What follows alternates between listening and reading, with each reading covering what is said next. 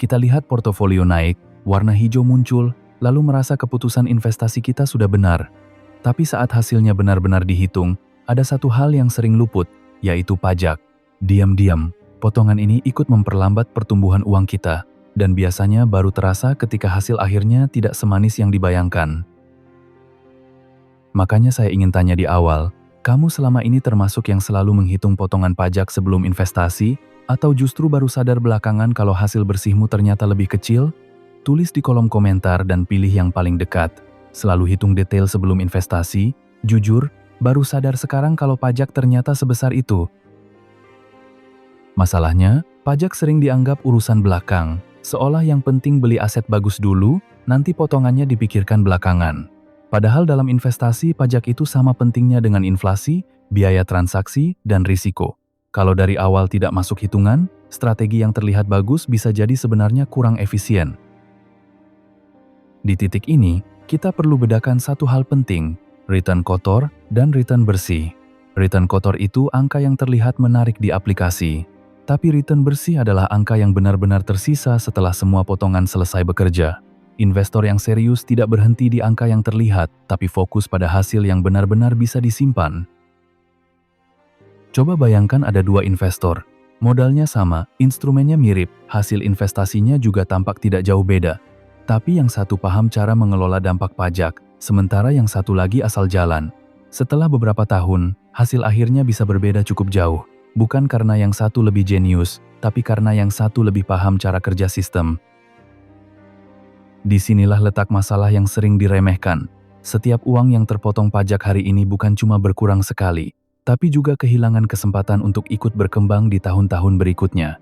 Jadi yang hilang bukan hanya nominal sekarang, tapi juga potensi pertumbuhan masa depan yang seharusnya bisa ikut menumpuk. Lucunya saat orang belajar investasi, fokusnya hampir selalu ke instrumen. Saham apa yang bagus, kapan beli, kapan jual, mana yang sedang naik. Tapi sedikit yang benar-benar membahas efisiensi pajak sebagai bagian dari strategi. Padahal justru di area inilah investor yang rapi, biasanya unggul lebih konsisten. Karena itu, penting untuk meluruskan cara pandang. Mengatur pajak secara legal bukan berarti menghindari kewajiban. Ini bukan soal mencari jalan gelap, tapi soal memahami aturan, lalu mengambil keputusan yang lebih cerdas di dalam aturan itu. Jadi yang kita bahas di sini adalah strategi yang sah, logis, dan memang bisa dilakukan. Di video ini, kita akan bongkar cara pajak investasi bekerja, kenapa dampaknya sering tidak terasa di awal, dan bagaimana cara legal untuk membuat potongannya lebih efisien supaya pertumbuhan portofoliomu bisa benar-benar maksimal. Kalau kita ingin mengecilkan potongan secara legal, langkah pertama bukan langsung cari celah, tapi paham dulu petanya. Karena pajak investasi itu tidak berdiri sebagai satu aturan tunggal. Setiap instrumen punya perlakuan berbeda, dan disinilah sering muncul salah langkah. Orang mengira semua investasi dipotong dengan cara yang sama, padahal tidak. Misalnya di saham, ada pajak final saat kita menjual. Angkanya memang terlihat kecil, tapi buat yang sering keluar masuk pasar, potongan ini bisa menumpuk tanpa terasa. Jadi masalahnya bukan cuma besar tarifnya, tapi seberapa sering kita memicu potongan itu lewat kebiasaan transaksi. Lalu ada dividen. Dulu orang cenderung pasrah karena menganggap dividen pasti langsung kena pajak. Sekarang situasinya lebih menarik, karena ada kondisi tertentu yang membuat dividen dalam negeri bisa mendapat perlakuan lebih ringan selama mengikuti syarat yang berlaku. Artinya pengetahuan di sini bisa langsung berubah jadi efisiensi. Berbeda lagi dengan obligasi dan SBN. Instrumen ini sering dianggap aman dan stabil, tapi tetap ada pajak atas kupon yang perlu dihitung sejak awal.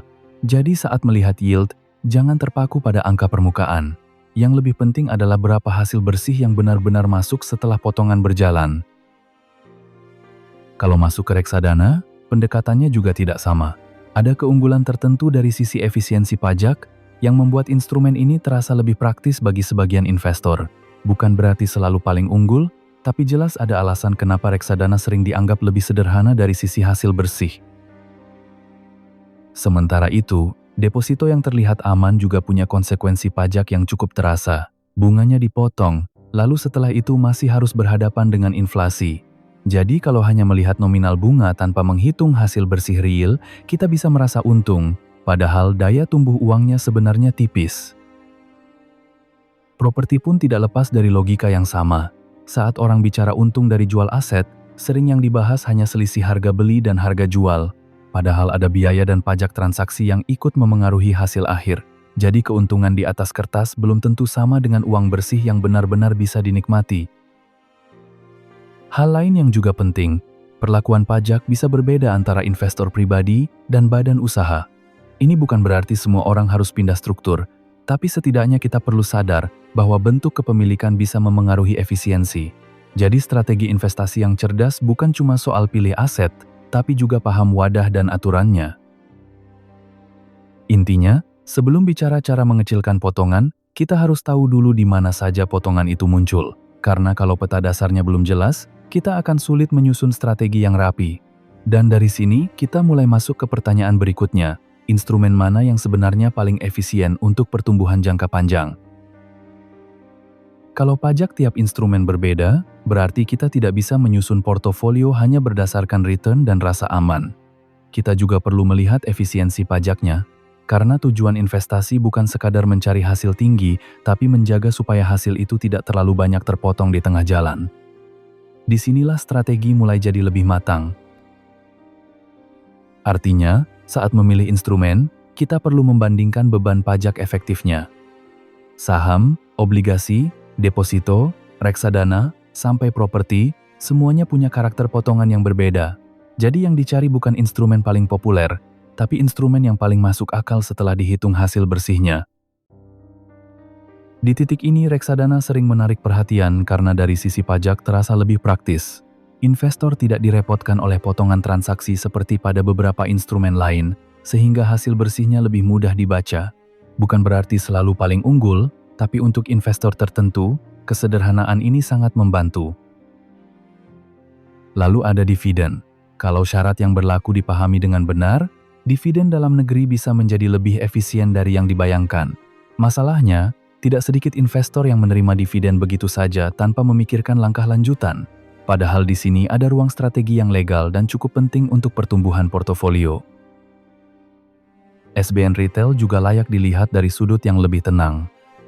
Instrumen ini bukan cuma soal keamanan, tapi juga soal hasil bersih yang relatif menarik jika dibandingkan dengan simpanan konvensional seperti deposito. Jadi buat investor yang ingin stabil tapi tetap efisien, pilihan ini seringkali lebih rasional daripada sekadar mengejar rasa nyaman.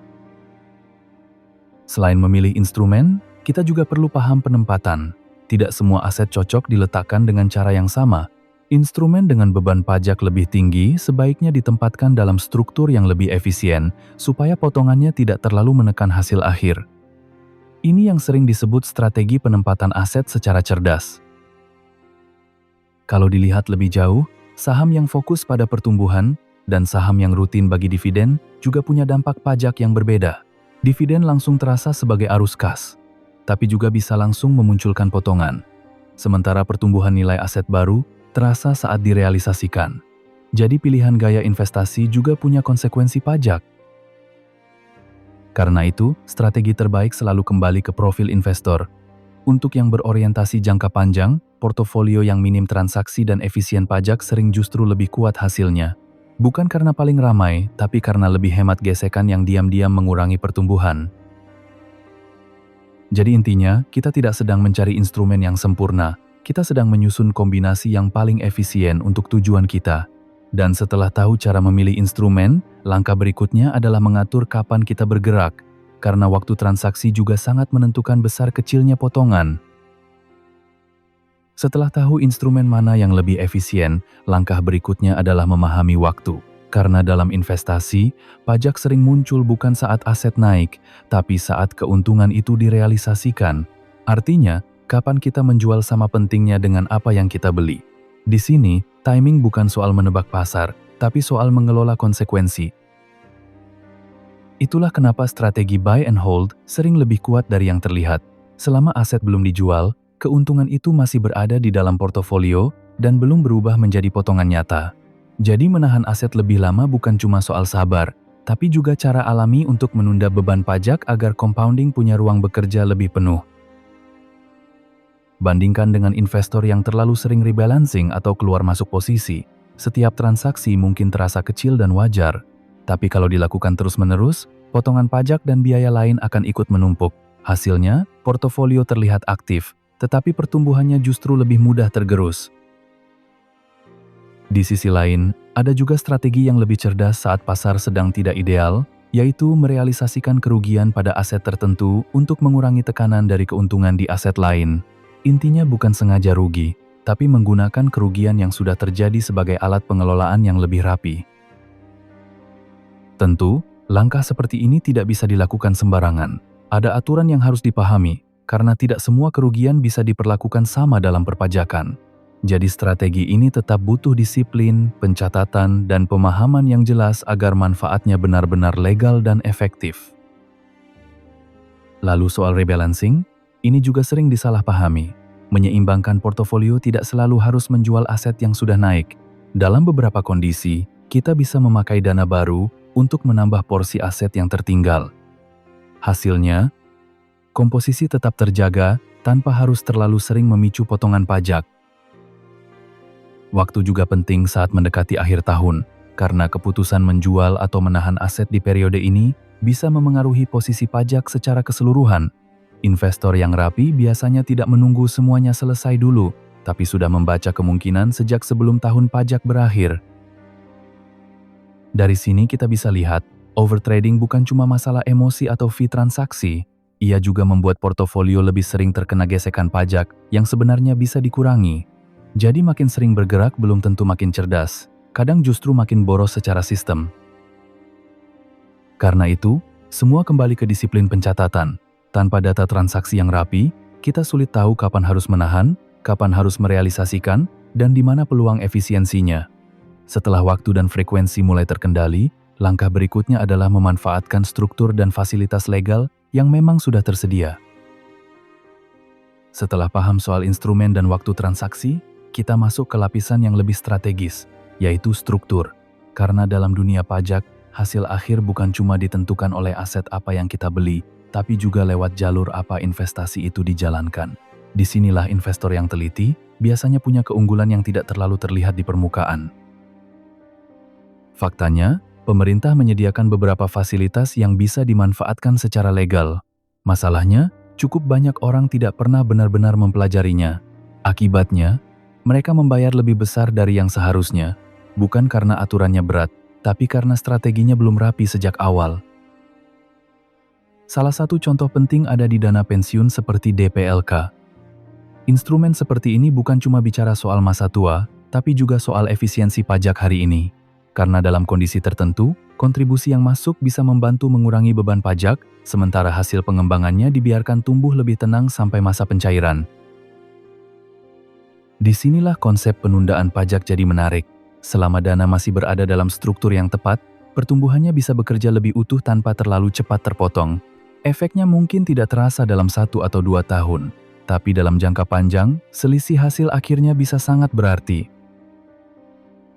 Untuk investor dengan skala lebih besar, struktur badan usaha juga kadang layak dipertimbangkan.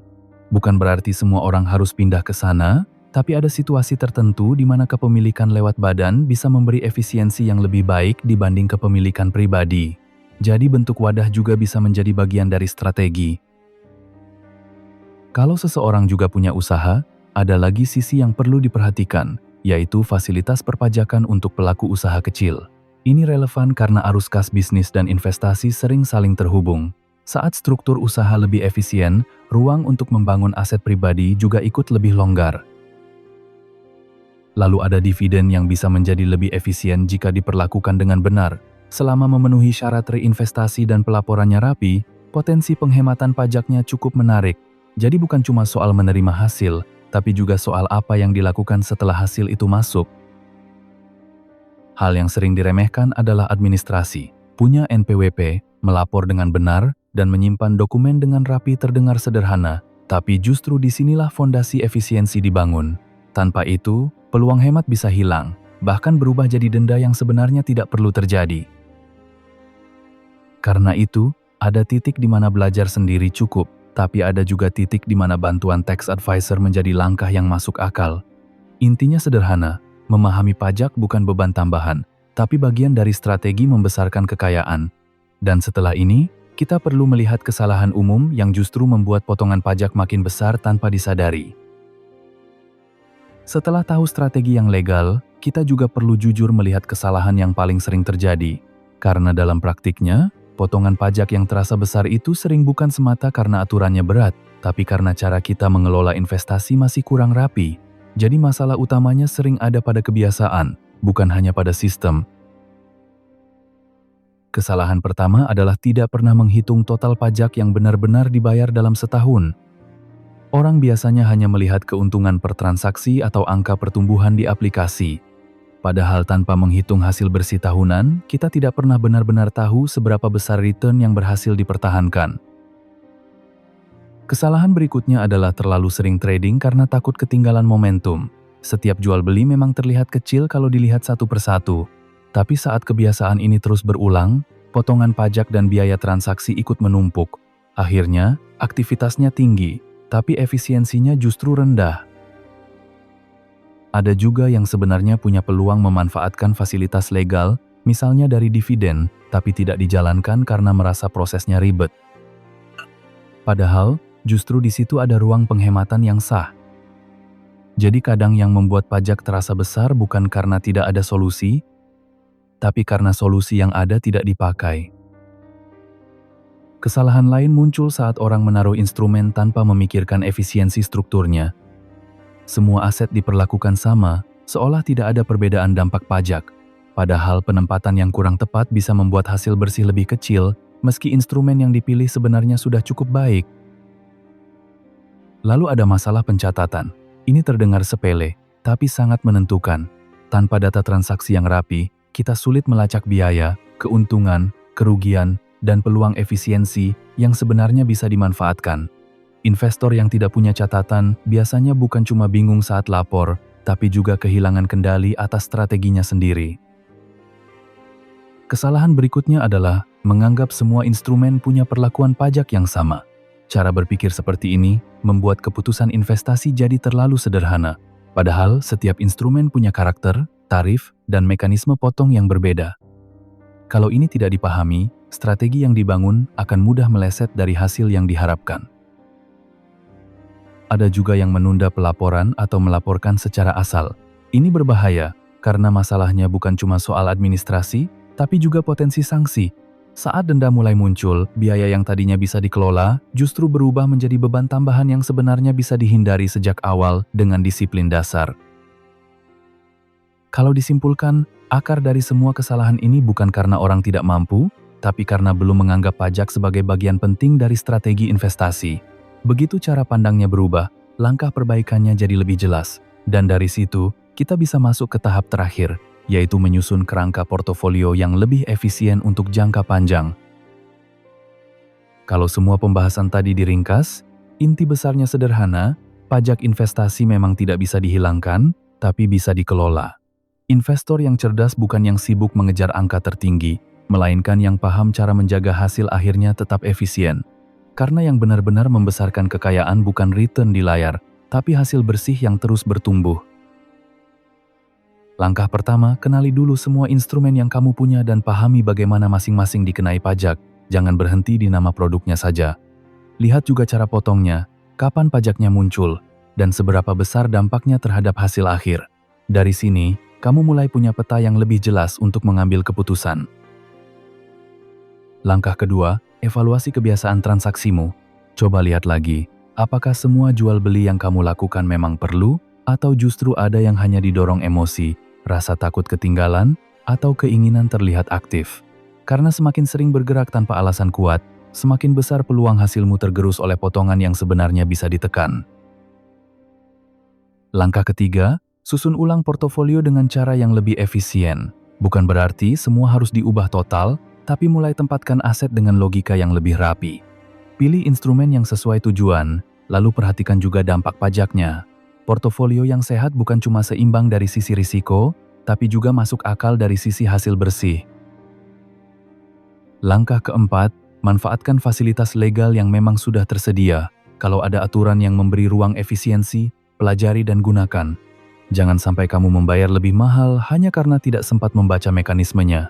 Dalam investasi, pengetahuan kecil kadang menghasilkan selisih besar saat dikumpulkan dalam waktu panjang. Langkah kelima, biasakan melakukan review minimal setahun sekali. Jangan tunggu sampai semua transaksi selesai, lalu baru melihat dampaknya. Investor yang rapi biasanya mengecek posisi lebih awal, supaya masih ada ruang untuk memperbaiki keputusan sebelum tahun pajak berakhir. Ini yang membuat strategi terasa hidup, bukan pasif. Kalau dilihat sekilas, penghematan 1 atau 2% per tahun mungkin terasa kecil, tapi dalam jangka panjang, angka kecil itu bisa berubah jadi selisih yang sangat besar karena ikut memengaruhi compounding. Jadi yang kita kejar di sini bukan sensasi cepat, tapi efisiensi yang konsisten dan terus bekerja diam-diam. Di titik ini, kita juga perlu mengubah cara pandang tentang kekayaan. Membangun aset bukan cuma soal menghasilkan uang sebanyak mungkin, tapi soal menjaga agar uang yang sudah dihasilkan tidak terlalu banyak bocor lewat keputusan yang kurang tepat. Jadi kecerdasan finansial itu bukan hanya agresif mencari untung, tapi juga disiplin menjaga hasil. Maka pesan akhirnya jelas, jadilah investor yang bukan cuma paham cara mencari return, tapi juga paham cara mempertahankannya. Karena portofolio yang tumbuh maksimal bukan selalu milik yang paling berani, melainkan milik yang paling sadar cara kerja sistem, biaya, dan strategi jangka panjang. Kalau kamu merasa pembahasan ini membuka cara pandang baru, jangan lupa like, tulis pendapatmu di kolom komentar, dan subscribe channel See You and Consistent, supaya kamu tidak ketinggalan insight finansial yang lebih tajam, praktis, dan relevan.